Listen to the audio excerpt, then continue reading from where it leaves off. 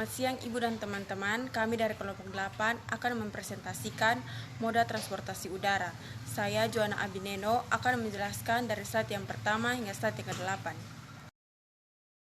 Dan perkenalkan, saya Adeliani Daepani. Di sini saya akan menjelaskan materi dari slide yang ke-9 hingga slide-nya yang terakhir. Sifat, fungsi, dan struktur angkutan udara. Yang pertama, sifat jasa angkutan udara. Jasa penerbangan memiliki keunggulan dari jasa moda lainnya, seperti kecepatan sangat tinggi dan dapat digunakan secara fleksibel karena tidak terikat pada hambatan alam, kecuali cuaca. Penerbangan lebih mengutamakan angkutan penumpang, sedangkan angkutan barang adalah barang-barang yang bernilai tinggi dengan berat yang ringan. Angkutan barang melalui angkutan udara dilakukan dengan menggunakan kriteria perbandingan antara nilai dan berat barang atau value to weight ratio. Barang yang bernilai tinggi mempunyai VW ratio yang tinggi sehingga ekonomis bila dikirim melalui udara. Sifat atau karakteristik umum jasa angkutan udara sebagai berikut. Yang pertama, produksi yang dihasilkan tidak dapat disimpan dan dipegang, tetapi dapat ditandai dengan adanya pemanfaatan waktu dan tempat. Unit produksi adalah seat kilometer tersedia dan ton kilometer tersedia. Seat kilometer tersedia atau available seat kilometer adalah satu seat yang diterbangkan dalam jarak 1 kilometer. Ton kilometer tersedia adalah 1 ton barang dalam 1 kilometer. Yang kedua ada permintaan bersifat elastis. Permintaan jasa angkutan udara bersifat verified demand, yaitu sebagai akibat adanya permintaan atau kebutuhan di lokasi lain, karena tarif angkutan udara relatif mahal. Maka, bila terjadi perubahan harga, maka permintaan menjadi elastis. Yang ketiga, selalu menyesuaikan teknologi maju. Perusahaan penerbangan pada dasarnya bersifat dinamis yang dengan cepat menyesuaikan perkembangan teknologi pesawat udara. Yang keempat, selalu ada campur tangan pemerintah, artinya seperti pada umumnya kegiatan-kegiatan transportasi menyangkut hajat hidup orang banyak. Selain itu, juga menjaga keseimbangan antara penumpang dan operator, dalam hal ini menyangkut pentarifan, jumlah investasi yang besar dan menjamin keselamatan penerbangan. Yang kedua ada fungsi jasa angkutan udara. Pada prinsipnya terdapat beberapa fungsi produk jasa angkutan udara yang harus tercapai, yaitu melaksanakan penerbangan yang aman atau safety, melaksanakan penerbangan yang tertib dan teratur atau regularity, melaksanakan penerbangan yang nyaman atau comfortable, dan melaksanakan penerbangan yang ekonomis. Safety sendiri diartikan sebagai perusahaan penerbangan harus mengutamakan faktor keselamatan di atas segala-galanya dalam pengoperasian pesawat dari satu rute tertentu ke rute tertentu. Seluruh penumpang awak pesawat dan barang-barang selama penerbangan harus benar-benar diperhatikan akan keselamatannya. Dengan demikian, maka perusahaan itu akan mendapat kepercayaan dari masyarakat. Yang kedua ada comfortable. Dalam hal ini, perusahaan berusaha semaksimal mungkin agar penumpang mendapat kenyamanan selama penerbangan berlangsung. Dengan demikian, penumpang harus mendapat pelayanan yang sebaik mungkin dari petugas perusahaan yang bersangkutan. Servis yang dimaksud di sini adalah pada saat calon penumpang mengadakan hubungan dengan perusahaan sampai penumpang tiba di tempat tujuannya, bila mana hal ini dapat dipertahankan, maka penumpang tersebut akan terkesan dan merasa puas terhadap perusahaan tersebut. Dengan demikian, perusahaan penerbangan tersebut akan dapat mencapai kesuksesannya. Selanjutnya ada regularity. Dalam mengoperasikan pesawat udara harus dilaksanakan sesuai dengan jadwal penerbangan yang telah ditentukan secara tepat dan teratur, serta sesuai dengan waktu yang diinginkan oleh penumpang. Hal tersebut sangat diperlukan untuk menjamin kepuasan penumpang dan citra perusahaan penerbangan, sehingga dapat mempertahankan kelangsungan hidup perusahaan.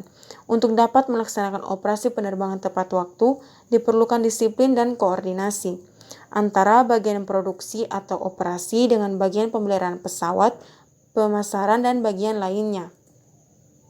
Selanjutnya ada melaksanakan penerbangan yang ekonomis.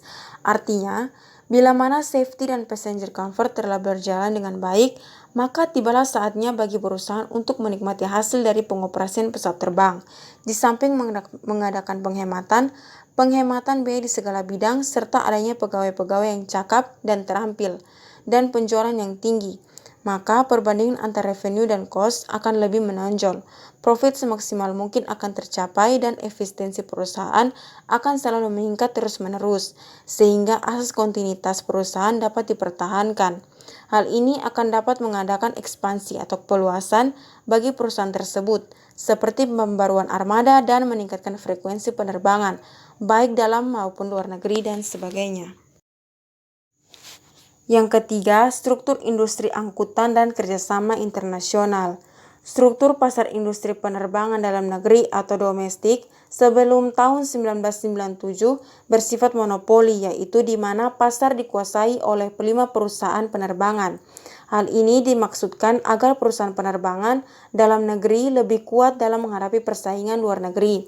Namun, setelah era globalisasi menghadapi persaingan bebas, di mana terdapat perusahaan penerbangan baru sehingga persaingan makin ketat. Pada penerbangan internasional mengalami persaingan yang tajam, baik secara sendiri ataupun kelompok. Perusahaan penerbangan dibedakan atas perusahaan penerbangan yang menjadi anggota IATA atau International Air Transport Association dan perusahaan penerbangan non-IATA yang tujuannya untuk mengurangi persaingan yang tajam. Persaingan lebih banyak pada servis. Kegiatan penerbangan selalu melibatkan antar negara, sehingga perlu diatur dalam perjanjian kerjasama internasional atau Air Agreement, terutama mengenai hak melintasi udara wilayah suatu negara yang menyangkut bidang komersial dan non-komersial. Hal ini diatur melalui IATA. Pertumbuhan perusahaan penerbangan di Indonesia. Perkembangan perusahaan penerbangan komersial di Indonesia dimulai pada tahun 1928 dengan berdiri perusahaan penerbangan KNILM atau Koninklijke Nederlandse Luchtvaart Maatschappij sebagai anak perusahaan KLM milik perusahaan Belanda. Pada masa agresi pemerintah mulai mengadakan kegiatan penerbangan dengan pesawat panggilan Jepang. Pesawat komersial pertama dimiliki adalah Dakota DC-3 Suelawa yang merupakan sumbangan rakyat Aceh.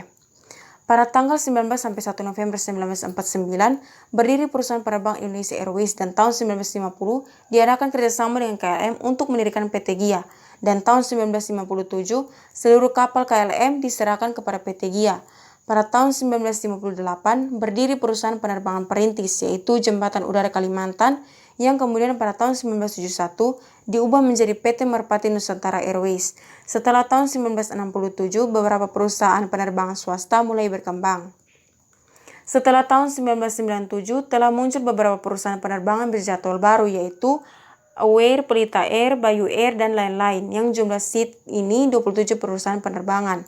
Dari tahun 1969 sampai 1980, penambahan jumlah pesawat dan kapasitas pesawat melebihi 1004 karena telah digunakan pesawat berukuran besar yaitu berbadan lebar atau wide body dan bermesin jet seperti F-28, DC-10, B-7, B-47, dan Airbus A300. Jenis-jenis perusahaan angkutan udara.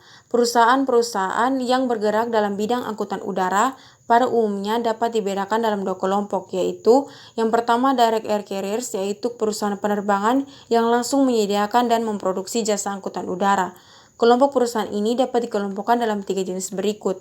Yang pertama, perusahaan penerbangan yang berjadwal atau schedule, yang terdiri atas perusahaan penerbangan Nusantara, perusahaan penerbangan daerah, dan perusahaan penerbangan perintis. Yang kedua ada perusahaan penerbangan charter, yaitu perusahaan penerbangan yang tidak berjadwal dan yang menyediakan jasa angkutan kepada umum dengan sistem kontrak yang dibedakan atas perusahaan penerbangan tidak berjadwal, dan perusahaan penerbangan taksi udara Fertari. Yang ketiga ada perusahaan penerbangan umum atau general aviation, yaitu operasi penerbangan hanya digunakan untuk kepentingan pribadi atau instansi yang bersangkutan untuk membantu kelancaran usahanya. Yang kedua, perusahaan angkutan yang tidak langsung atau indirect air carriers, yaitu perusahaan non-penerbangan tetapi turut serta sebagai mata rantai proses kelancaran jasa angkutan udara yang telah disediakan. Perusahaan yang termasuk dalam kelompok ini adalah MQ, ekspedisi muatan kapal udara, cargo forwarders, air express, dan handling agents, dan lain-lain. Manajemen perusahaan penerbangan. Sistem manajemen perusahaan penerbangan atau airlines mempunyai ciri khas tersendiri, yaitu dengan jam kerja 24 jam per hari, jadwal penerbangan selama 7 hari per minggu, dan jangkauan operasional amat luas. Sifatnya untuk melaksanakan kegiatan penerbangan. Fungsi-fungsi manajemen perusahaan penerbangan antara lain sebagai berikut. Yang pertama, menentukan jaringan penerbangan, atau yang artinya menentukan pilihan jenis sarana angkutan dan perlengkapan dan penunjang lainnya, serta menentukan jadwal penerbangan. Yang kedua, mengatur dan melaksanakan operasi penerbangan. Yang ketiga, melaksanakan dan mengawasi pemeliharaan dan perbaikan pesawat terbang dan perlengkapan. Yang keempat, melayani penumpang dan barang. Yang kelima, melaksanakan promosi, penjualan, periklanan, dan kehumasan. Yang keenam, merencanakan dan mengendalikan keuangan. Yang ketujuh, mengatur pembelian dan mengawasi harta kekayaan milik perusahaan. Yang kedelapan, melaksanakan penelitian dan pengembangan. Yang kesembilan, merencanakan sistem dan prosedur perusahaan untuk meningkatkan efisiensi yang maksimal. Yang kesepuluh, melaksanakan hubungan dengan lembaga-lembaga lainnya yang berhubungan dengan transportasi dan aktivitas kepentingan umum. Yang berikut, fungsi-fungsi manajemen perusahaan penerbangan antara lain sebagai berikut. Yang pertama, menentukan jaringan penerbangan, menentukan pilihan jenis sarana angkutan dan perlengkapan dan penunjang lainnya, serta menentukan jadwal penerbangan. Yang kedua, mengatur dan melaksanakan operasi penerbangan. Yang ketiga, melaksanakan dan mengawasi pemeliharaan dan perbaikan pesawat terbang dan perlengkapan. Yang keempat, melayani penumpang dan barang. Yang kelima, melaksanakan promosi, penjualan, periklanan, dan kehumasan. Proses manajemen adalah penentuan kebijakan, peraturan-peraturan, sistem dan prosedur yang disesuaikan dengan prinsip-prinsip manajemen perusahaan penerbangan guna mencapai sasaran kebijakan yang telah ditentukan. Yang berikut prinsip-prinsip manajemen perusahaan penerbangan. Ada 5 prinsip, yaitu yang pertama, struktur organisasi perusahaan. Pada perusahaan penerbangan yang kecil, melaksanakan struktur organisasi lini, sedangkan pada perusahaan penerbangan yang besar, melaksanakan struktur organisasi lini dan staf. Yang kedua, batas-batas tanggung jawab yang jelas dan tetap. Salah satu ciri dari perusahaan penerbangan adalah batas-batas tanggung jawab yang jelas dan terandalkan. Kualitas suatu perusahaan harus dapat dipertanggungjawabkan dan harus diselesaikan tepat pada waktunya karena akan mempengaruhi kegiatan lainnya pada perusahaan. Yang ketiga, jalur-jalur wewenang yang tetap dan jelas. Yang keempat, jenjang pengendalian dan pengawasan. Jenjang pengendalian dan pengawasan adalah suatu upaya untuk membatasi jumlah tenaga kerja dalam suatu kelompok kerja untuk dapat dikendalikan dan diawasi secara tepat waktu oleh seseorang kepala bagian sebagai pengawas dengan hasil-hasil kerja optimal. Yang kelima, flexibility, yaitu struktur organisasi bersifat luas atau fleksibel dalam mengantisipasi kemungkinan perusahaan kebutuhan dan keinginan dari pemakai jasa angkutan sebagai akibat perusahaan teknologi, sosial budaya, ekonomi, dan politik. Yang berikut, perencanaan operasi angkutan udara.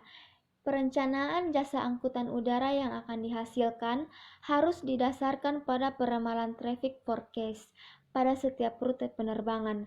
Kemudian ditentukan jaringan penerbangan, besarnya kapasitas armada yang dibutuhkan, penentuan schedule penerbangan, dan akhirnya ditentukan rencana pokok produksi sebagai pedoman menentukan dalam besarnya volume jasa angkutan udara yang akan dihasilkan. Yang berikut pengorganisasian angkutan udara. Dalam mengorganisasi operasi penerbangan untuk mencapai fungsi jasa angkutan udara harus ditentukan tingkat pelayanan pada penumpang, standar keuangan dan biaya, persediaan, penjualan tiket, dan kemitraan. Yang berikut pengendalian operasi penerbangan. Dalam pengendalian operasi penerbangan, ada 4 hal yang perlu kita ketahui, yaitu yang pertama, aircraft handling control. Untuk mengoptimumkan penggunaan aircraft dalam jangka waktu perputaran harus dijaga, mungkin yang melibatkan suatu perhentian transit khususnya dan juga menyangkut pertimbangan kenyamanan penumpang. Yang kedua, pelayanan penumpang dan barang. Jenis-jenis pelayanan penumpang yang diberikan antara lain sebagai berikut. Yang pertama, pelayanan terhadap penumpang pada saat keberangkatan. Yang kedua, pelayanan terhadap penumpang pada saat kedatangan penyerahan bagasi kepada penumpang sebaiknya harus diteliti dan dicocokkan pada label bagasi agar jangan sampai tertukar karena terdapat bagasi yang bentuknya mirip. Yang ketiga, quality product service control. Beberapa faktor yang mempengaruhi kualitas pelayanan produk di luar kemampuan airline, tetapi masih dapat dikontrol bila informasi masuk pada waktunya. Yang keempat, financial control. Kepala perwakilan perusahaan penerbangan harus mengadakan pengawasan keuangan setiap penerbangan yang beroperasi pada lingkup daerah operasinya. Yang terpenting dari tugas ini ialah mengetahui pendapatan dari penumpang dan barang yang diangkut telah masuk atau pasti akan masuk ke perusahaan. Yang berikut bandar udara. Bandar udara sebagian besar tanah yang terdapat di wilayah bandar udara dipakai untuk keperluan tinggal landas atau take off dan mendarat landing serta tempat bergerak pesawat udara. Jalur pergerakan transportasi udara di bandara biasanya terdiri dari dua bagian, yaitu yang pertama, jalur pergerakan di landasan pada waktu tinggal landas dan mendarat. Yang kedua, jalur pergerakan di udara sesuai dengan pembagian daerah dan pergerakan. Pada jalur pergerakan di landasan yang biasanya disebut jalur pacu atau runway dan jalur parkir atau taxiway yang menuju ke pelantaran parkir atau apron, maka perencanaannya hampir sama dengan perencanaan untuk jalan biasa. Hanya saja persyaratan lebih ketat mengingat ukuran kendaraan transportasi udara ini biasanya relatif lebih besar dari ukuran kendaraan darat biasa. Yang terakhir, untuk menghubungkan runway ke apron atau hanggar harus diperhatikan hal-hal sebagai berikut. Yang pertama, tata letaknya harus diatur sedemikian rupa sehingga pesawat yang baru mendarat tidak terganggu atau mengganggu pesawat yang akan lepas landas. Yang kedua, rutenya harus dibuat sependek mungkin sehingga jarak dari apron ke ujung runway tidak terlalu jauh. Yang ketiga, harus tersedia exit taxiway di beberapa lokasi sehingga pesawat yang baru mendarat bisa secepatnya keluar dari runway dan masuk ke taxiway. Demikian presentasi dari kami, sekian dan terima kasih.